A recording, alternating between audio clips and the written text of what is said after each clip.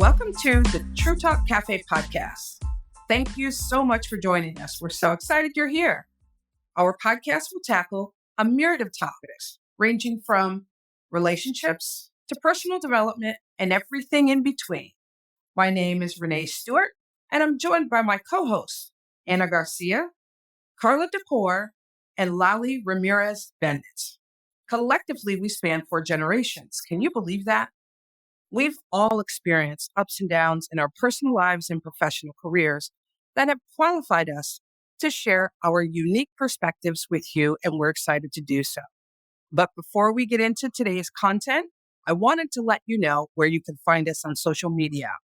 On Instagram and Facebook, you can use at True Talk Cafe, and on Twitter, you can use at True Talk Cafe 1. Don't forget to like us, rate us, and leave a review. We value your feedback. We want to ensure that we are providing content that resonates with you. So please don't forget to subscribe to our podcast on whatever platform you listen to your podcasts. Spoiler alert, you will want to stay tuned to hear what our guests are going to share about this exciting topic today. Also, stick around to find out how you can join us on a live show. We would love to have you join us on one of our episodes. Now, let's get started. Welcome. We welcome everybody in today. And I do have a question for you. Of course, my question today is, have you been thinking about starting your own side hustle? If so, you're in luck. Because in today's episode, we're calling From Idea to Impact, crafting your startup vision. We're going to discuss ways to approach creating a business and other critical elements that should be considered to improve your chances of success. So, Carla, why don't you start us off? Of course. So, as you know, these days, many people are exploring ways to boost their income or transition out of corporate America altogether. So, whether you're looking to start a side hustle or launch a full fledged business, the journey can be both exciting and challenging, and I'm sort terrifying, right? But in this episode, we'll delve into the steps to kickstart your side hustle, offering practical ideas and tips to help you navigate this new path. We'll discuss everything from identifying your niche and setting up your business to balancing a new venture to existing commitments. So, whether you're aiming to supplement your income or make a complete career shift, we got you covered. Let's dig a little deeper into the world of business startups and uncover the secrets to success. So, now let's get started. Lali, can you start us off with the first question? Sure. So let's talk about what inspires a person to start a business and what was the initial idea or problem that you aim to solve with that whole idea of going after your own business. I can start us off with that one. When I was looking at starting a side hustle, I was looking at something, a lot of different ideas, but I wanted something that would give me laptop money. Okay. So what that meant was I could, do the business from the laptop. It didn't matter where I was as long as I had a laptop and an internet connection. So that was my vision initially. So I started looking for ideas that fit that criteria and stumbled on a little special niche, where I can talk about a little bit later. And well, I guess I could say it now. I do excess proceeds from tax foreclosures. And the problem that I solve is when somebody has a tax foreclosure, then I monitor municipal courts and get reports, contact these folks and let them know if they have a excess proceeds or not. And then I work with them to try to get their money. So it's not a hard sell because it's their money. So that's the problem that I solve. And some things that I've heard. So my husband is an entrepreneur, not, but there's always like something that you have to solve for someone, right? It seems to me that whenever you're looking for a business, oftentimes people think everything has to be aligned perfectly. You have to have all this startup funding. You have to have all the stars aligning in the right direction. And it doesn't always have to be that. Like Renee said, you have to make sure that you find something that you can solve for someone or for a place, a company. So, what is a problem that you can solve? One thing that comes to mind too, like my background is in marketing. I have a bachelor's degree in marketing. And they always talk about the 4 Ps, but also thinking about not only product, price, position. Well, the fifth one will be purpose. So making sure that you have a purpose, that there's some connection to it, that you're also benefiting from it, whether it is because you're passionate about the side hustle that you're starting or because you're very skillful or something you do, something that comes easy to you. We're seeing a lot of people that maybe have skill sets in graphic design and marketing, social media. We have a lot of people that are not very well versed in social media, but we have a lot of other people, younger people typically, that are very good with social media. It comes to them easy. They know how to do all this short TikTok videos and all of those things. And that creates a quick gig that you can benefit from. So think about what are some of the things that you already do naturally that you could benefit from and charge people to do it because they have a need to do it, maybe because they don't have the skill sets or because they don't have the time. Yeah, and to add to that, you can look at franchises, Hmm. distributorships, where the framework and structure is already there. You just buy into it, Hmm. and then you could have somewhat of a personal brand to it. But a lot of people do that, and I've looked at that as well. So you have to have a little bit of startup costs for that one, obviously, but that's a great way to start a side hustle as well as a full-fledged business. That's true. You just reminded me. So some of you may know the Queen of Trash, right? So the Queen of Trash, she's amazing. She is someone that I met a few years ago, and she is an immigrant from El Salvador, and she started a trash business by just purchasing one of those trash trucks. But she just saved money. I think it was $140,000 at that time to buy that one truck. And once she purchased it, she started generating revenue and saving to buy more. And now she owns a full business and she is one of the most successful, and I think she may be one of the few women, if not the only women, in that type of business. So just seeing what are some of the opportunities that exist there that you can really like build from. What are some It doesn't have to be necessarily something that you're fully passionate about, but something that you really that you can be invested in that can help you really produce some revenue from that. One thing that comes to mind for me is that what I see more and more is people that want to be able to be their own boss, right? They don't want to have to be responding to somebody else. I think that always triggers a lot of the desire to go after your own business. Mm. Um, I will be candid with you. As I was younger, I didn't want to deal with with all of the stuff of having my own business. I wanted to go and work in corporate America. I wanted to go and do what I needed to do and not have to worry about that piece of it. As I look back and I reflect and I think about what I was able to do in corporate America, today I think, goodness, I was really good at strategy. I was really good at problem solving. If I had just made myself a portion of the money that I saved or any other organization I worked for, right? What a difference it is, right? And Mhm. so I think that's kind of probably part of that driver is if I'm good at something, why not be able to leverage it for my own good rather than for somebody else? And of course, I got paid very nice and handsomely in the corporate America world, right? But again, it's that ability to be able to go after and produce something that hopefully will not only provide for your family today, but your family tomorrow, and something that if you have children that you could leave for them to help run, etc. So Mhm. definitely see the value to that entrepreneurship. With so many things, right? I think the number one obstacle is typically fear. You don't know what to expect. You don't know Mhm. how to get started. You don't know what will you do if it doesn't go well, because we do know a large percentage, I think it's 90% now, of businesses fail within this first year. So how do you take that leap of faith, right? And oftentimes, people have to remember you don't have to quit your job to start a gig. You can continue your job and do Right. something as a side hustle, and then see how it goes. And as it grows, then you can make it a full fledged business. I know during the pandemic we had a few people that did that, right?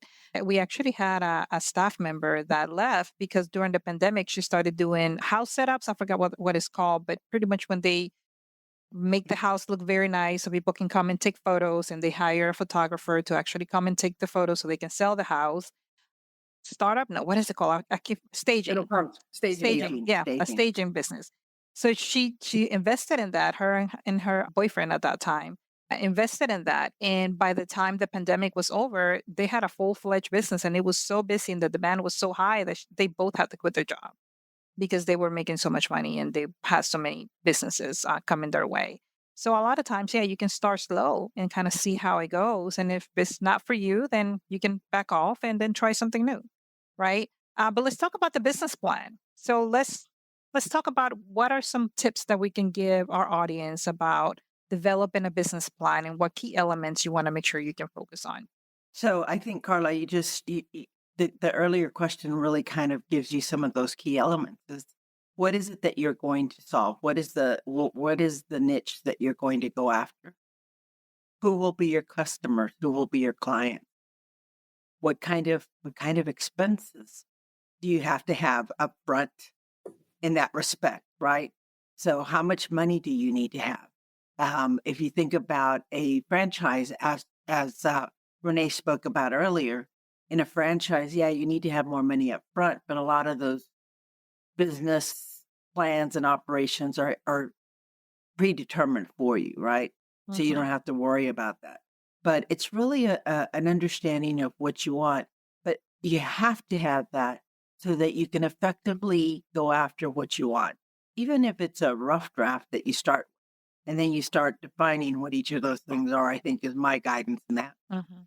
I would definitely agree with that. And the other thing is defining your unique selling proposition, Mhm. right? And then any competitive advantages. So maybe you want to do a SWOT analysis, right? So you know what strength, weaknesses, obstacles or opportunities, Yeah. trends, threats.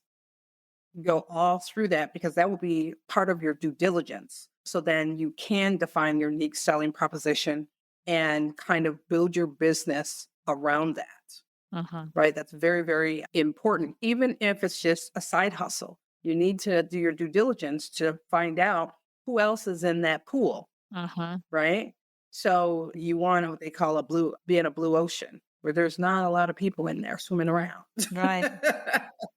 Right? You kind of want to be the only one or at least the first one Yeah. in there, so that you can establish yourself before, because at some point, if you're doing well and you are marketing your business or service properly, then people are going to catch on to that and go, oh, let me dip my foot in, that pool and see if I can take some market share. Mhm.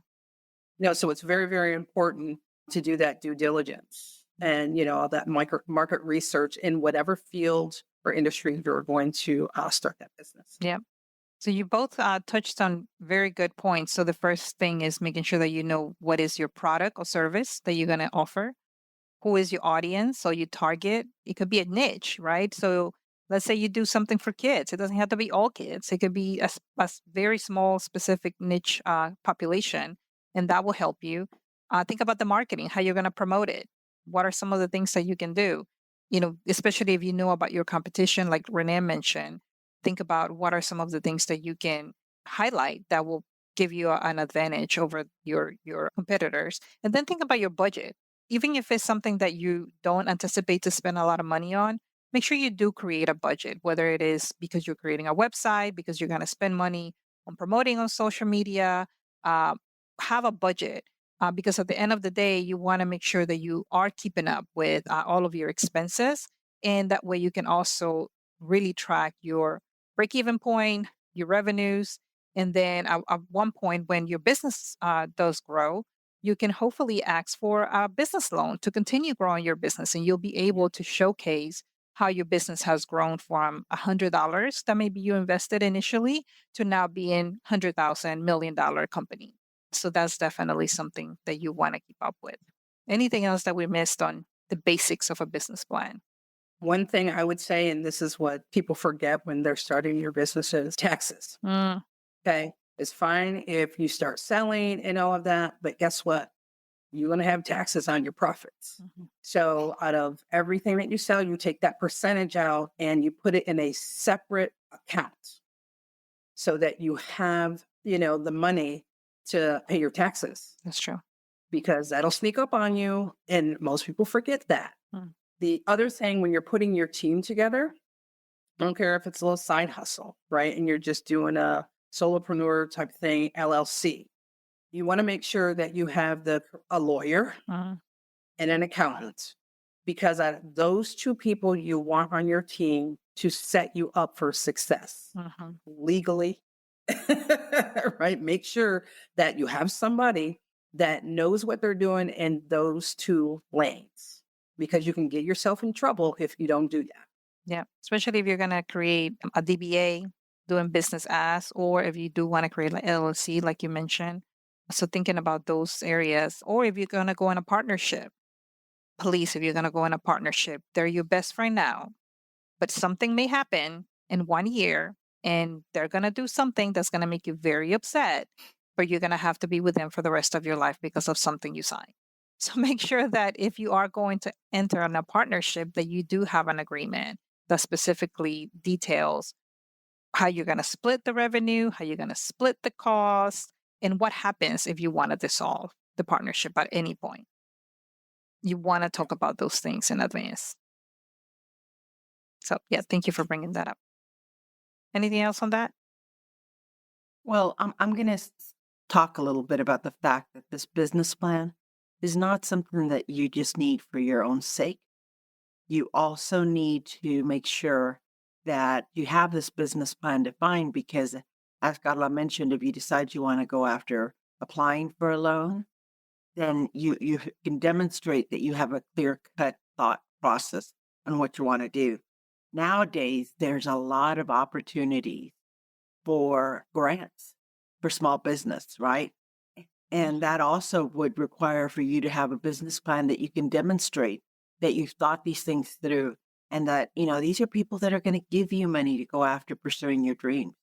And there's a lot of those different ones out there today that I can think of where they're giving $10,000, $20,000 for a pitch campaign on something that you want to pursue. So definitely worth your effort to go after putting that together. And think about the SBA too, the Small Yeah. Business Administration. Almost all universities have an office, a SBA office. Community colleges, I believe, have one as well. HCC has a great HCC entrepreneurship program. So there's a lot of nonprofit organizations that can definitely help you with just getting started. If you don't want to invest right now in, paying others to help you, the SBA can help you at least in directing you how to get started. Yeah. And as part of your due diligence network, go to find out who's doing what you want to do and pick their brains, network with these folks and start to put together or piece together things that you want to take from somebody else. I mean, because it's okay to do that, and just make it your own. But networking is huge because, people want to do business with people that they like. All right. So even though you're the owner, you're always selling, you're always working on the business, right? You want to make sure when you first start up, you're working in the business, right? And on the business. But as it grows, you want to pivot to working on the business and not in it, right? You want to hire people that are trustworthy and be very careful with that so that you can focus on working on the business development side, instead of doing the day-to-day administrative type of things that need to be done in the business. Because when you're doing that, you can't grow the business. So let's go to our third question here, which is, what strategies would you use to identify and target an ideal customer base? Hmm. So I think social media can give you a good starting point there, especially if you use Facebook. That's what I would start if I was doing something like this. They have a lot of A/B testing that you can do, and maybe you can put an ad and say, okay, I want to sell beanies for the fall. You can put two ads and kind of see who clicks on it. And nowadays, we track a lot of data. You can see who clicked on it. Is it, the 20 to 25-year-old male?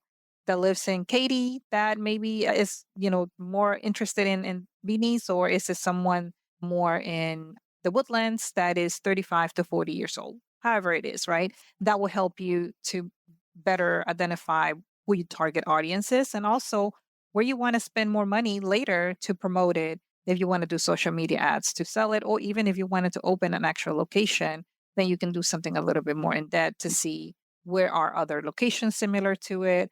One thing that I learned from one of the furniture stores, so we have two big, I guess, popular furniture stores in the Houston area.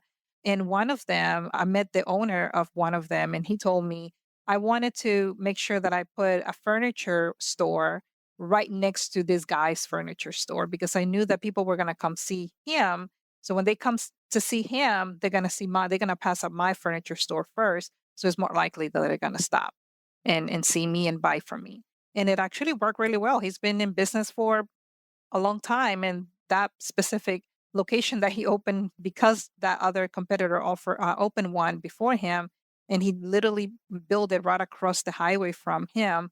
He's been there for at least 10 years, so it's been successful. So think about that. A lot of times people think, oh, well, they already have a daycare there, why would I put another one there? Well, because there's a need. So that's an easy way to find, where you want to put a location if you are thinking about a brick and mortar store. And they always say location, location, location, right? Right. And this kind of speaks to what you're talking about. Look for your competitors, Hmm. see what they're doing, right? Especially online. A lot of people have an online marketing strategy, Hmm.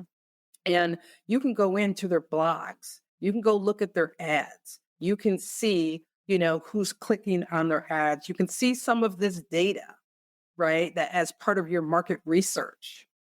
And so you can see what's working well for them, what quite isn't. And so you can determine, how you're going to identify and target your ideal customer. Hmm. And that would be as far as online. What do you think, Lally? I definitely agree with you both. I think the important thing is to get information across the board.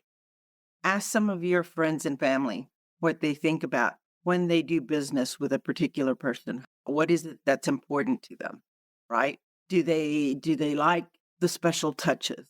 Do they like the, just bottom line pricing?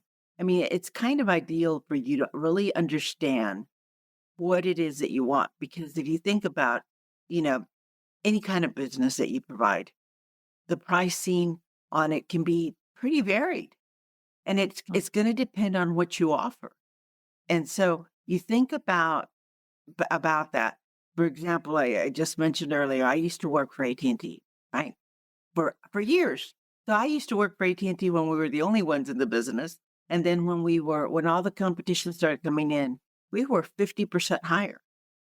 Yet Mm, people still chose to pay mhm, 50% higher because they wanted a reliable telecommunication. Their business was so important. I had no problem selling that service at that rate, right? So it's identifying who is that customer that you are willing to go after. If it is someone who's going to be more price conscientious, then you're going to have to work it a little bit different than for someone who's going to be very quality, or maybe not even just quality, but maybe luxury per se, because a lot of people are willing to pay very high for a luxury item as well. mhm, So once you understand who it is that you want to go after, then you can focus in on how do I approach that? mhm. You just reminded me, Lolly, that one of my early careers, I was a sales manager for Nextel when Nextel Yeah. was popular, on and popping. And one of the things that I was responsible for was for growing one of the franchises. And one of the things that I looked into was who can I target in a business sector that can help me really like grow the business from a small business perspective. And I was in Louisiana at that time. And there were a lot of fishermen or shrimpers that needed that because they will go out in Oh, the yeah. ocean, and walkie talkies were the only thing that will work out in the ocean in the middle, of nowhere. So I targeted specifically those businesses, and we grew so fast, so fast. We were so successful within 1 year because I didn't care about any other business. I focused specifically on people that work out in the Gulf. And that did help me. So I focused specifically on that niche market, and I sold them specifically on the fact that walkie talkies were the only thing that worked there in that area and that it will help them, when they need a communication. And that helped me. So it's important that you do recognize, like Lolly says, what is your niche market and focus on them. Yes, you don't want to, disregard other opportunities, but if you focus on serving one specific audience, it's really going to help you maximize your opportunities rather than trying to be everything to everyone. Absolutely. Yeah, absolutely. It's don't worry about when you're putting your marketing out, whether it be on social media, flyers, however you're going to do it. Don't worry about it because your message is not for everyone. Mhm. Okay. I think people kind of get caught up in their head about that, but your message is not for everyone. It's going to resonate with your target market. And as Carla was saying, she solved the shrimpers problem. That's why they blew up. She figured it out like, okay, there's a need here. I can solve this problem. And lo and behold, there you go. Mhm. That's where she focused. And that's where you got that business growth. Right. Absolutely. I definitely, man, this makes it so exciting because you really do. Once you understand what you want, it's being able to take the steps to get to them. So let me ask you, ladies, how would you create and develop a brand identity? I think God will give a little bit of that to us, and what steps would you take to ensure it resonates with your audience, right? So what identity do you want to put out there as a brand? And it may be a multiple way, I mean, Carlo focused in solely on the shrimpers and the boaters because it was an untapped market. But she could have split her for that same logic. She could have split her team, say, okay, you're going to go after this market. The other ones, I want you to go after the restaurants because, we have such a market in this particular area, right? So you would talk very differently to each of the markets.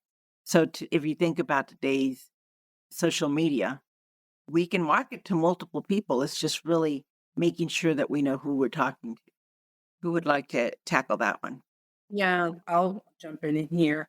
When you're creating your brand identity, you have to ask yourself all the things that we've been talking about. Who you are, what's your, unique selling proposition, who's your target market, what colors, right down to colors. People say logo doesn't matter, but in the beginning, maybe not so much. But I believe your logo should be a reflection of what you're doing, your vision. I really, really do. Because if you think about it, when you see the swish on the sneakers or anywhere and it Mhm. says just do it, you know who it is. And when you see the golden arches, and that's all you see, you know Yeah. that is McDonald's, Yeah. right? So, you know, there's certain things, but they grew into that though. Mhm. But you kind of think about it and make sure there's continuity, right? I still think there's something, to the colors that you choose. It has it has adjusted a little bit, but I always thought like red is stop. But in certain industries, it doesn't really matter. Mhm. But I personally try to stay away from red. I try to go with more greens and blues. Mm. Blues are a little bit more softer. Greens, green to me means go and money. Yeah. So typically when I'm choosing some colors, those colors are in there. But you can, Google color branding or, whatever that is, and it has all this information about that. But just make sure that your brand identity there's continuity to it and that your target audience can resonate with Mhm. it. And I'm gonna go back to purpose too. Like, think about what is your purpose? What is it that you want people to say why you exist? Why are you gonna grow? Why are you gonna be a top competitor in that specific industry? And then think about, who can you bring to maybe a focus group?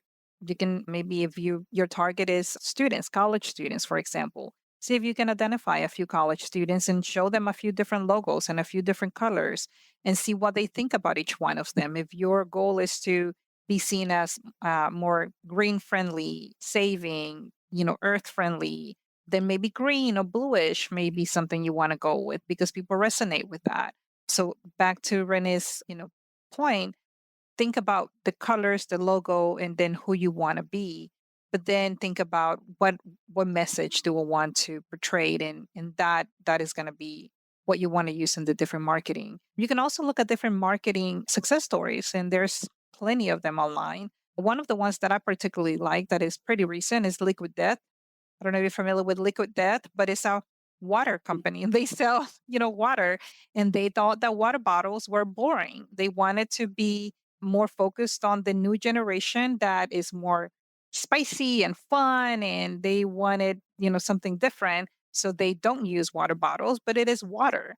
And they just have a really great marketing story. So I will highly recommend that you look into it. But I never knew it was water by just looking at the name. But their marketing does tell you, once you look into it. But it's great. So think about, what are some of the companies that you admire, and then read some of their marketing stories to kind of help you come up with an identity strategy. All right. So we move on to some entrepreneur characteristics, just to name a few. So entrepreneurs are often characterized by their willingness to take risks, to innovate, and drive new ventures. Some characteristics of an entrepreneur include innovation. Entrepreneurs often create new products, services, or processes, or improve existing ones to meet market demands. They are okay with risk taking. Entrepreneurs take on different risks, especially financial risks associated with starting and running a business, often investing their own money or securing funding from investors. Vision. Entrepreneurs have a clear vision for their business and the ability to set goals and develop strategies to achieve them. Resilience. Entrepreneurs must be able to withstand setbacks and failures, learning from these experiences to improve their business. So remember, not every loss is bad. A loss is a lesson, right? So take the L, but take it as a lesson. Leadership. Entrepreneurs need strong leadership skills to inspire and motivate their team, manage resources, and guide their business towards success. Adaptability. Entrepreneurs must be able to adapt to changing market conditions and pivot their strategies when necessary to stay competitive. Networking. Renee touched on this a couple of times today. I hope you were listening. Networking, building and maintaining relationships with customers, suppliers, investors, and other stakeholders is crucial for entrepreneurial success. All right, Vali? So let me take a moment and share some key statistics that can provide you insight into the landscape for a new entrepreneur starting business.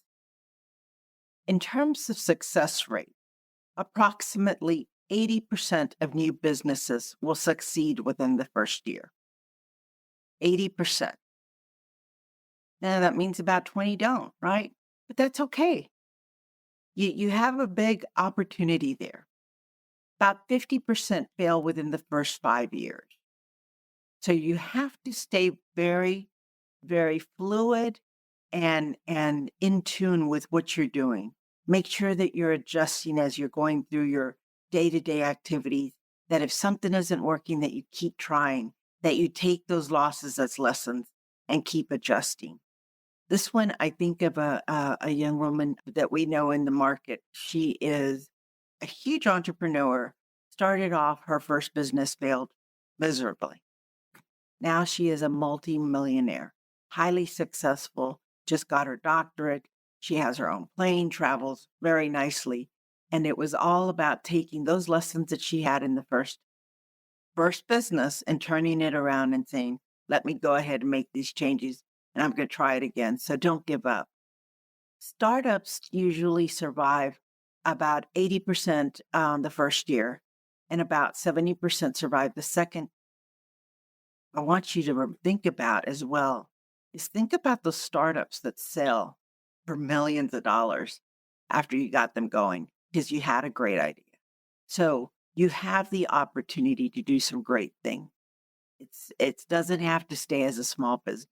You can either choose to grow it to the point that you get it to where somebody else wants it and can come in and swirl it and you go off and bank, or you continue to grow it. But a lot of people enjoy the whole creativity piece. So there's some options there. And then lastly, I'm going to tell you that only about 30% of new businesses survive for 10 years or more. If you'll recall, one of my partners here mentioned something about they've been in business for 10 years.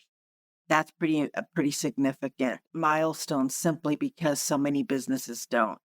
But if you stay in tune with what's going on, with the relevancy of your business, and you continue to evolve it, there's no doubt that you can build something that's worthwhile.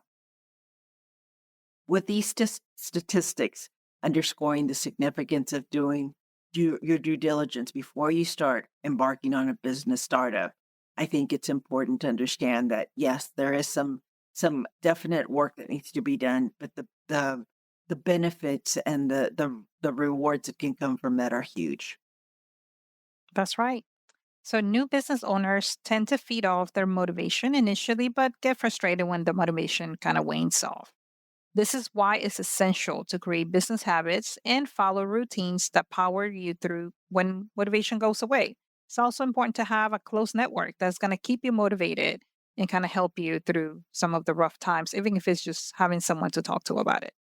Yeah, this conversation has just provided a plethora of information, but there is so much more, about starting up a business. And we may revisit this topic again just to kind of delve a little bit deeper and put an actual strategy out there that maybe somebody can use and to take, a few more tidbits from our podcast episode. We would love to do that for you. And I just want to leave you with a final thought. Starting a small business takes time, effort, and perseverance. But if you're willing to put in the work, it can be a great way to achieve your dreams and goals. Be sure to do your research, create a solid business plan, and pivot along the way. Once you're operational, don't forget to stay focused and organized so you can continue to grow your business. We'd love to hear about your side hustle experience if you've gone through this process. So please share your thoughts in the comments. We would love to read them and we'll probably comment on some of them as well and maybe have some questions. With that said, we hope you learned something new and or came away with something of value on this particular topic. As promised, here's how to join us as an audience member on our next show episode. We hope you're just as excited as we are. Go to our True Talk Cafe Facebook page and send us a request to attend session 3, episode 8 as an audience member. Be sure to use the hashtag TTCS3EP8. Again, that's TTCS3EP8. We will respond to your request with our podcast website link, where you'll need to enter your preferred email address for us to send the audience link. We'll also send all audience members a reminder the day before the show recording. It's going to be so much fun to have you join us live. As always, we welcome your feedback, so please let us know your thoughts about today's show. Leave a comment or review. We will respond to all comments, so please be nice. We'd love to hear your thoughts about today's topic. Please do not forget to like and rate the episode. We appreciate you tuning into our podcast, and we hope you join the TTC Crew Facebook page. Again, you can find us on Instagram and Facebook using @TrueTalkCafe, and on X, which used to be Twitter, using @TrueTalkCafe1. Please use the hashtag TTCTalks or True Talk Tuesdays. Recommendations for discussion topics are always welcome. We want to ensure we are providing content that is of value to you. Don't forget to hit the subscribe button. Thanks for listening, and we hope you join us on our next podcast episode. It's sure to be an engaging conversation. Talk soon. Thank you. Bye. Bye-bye.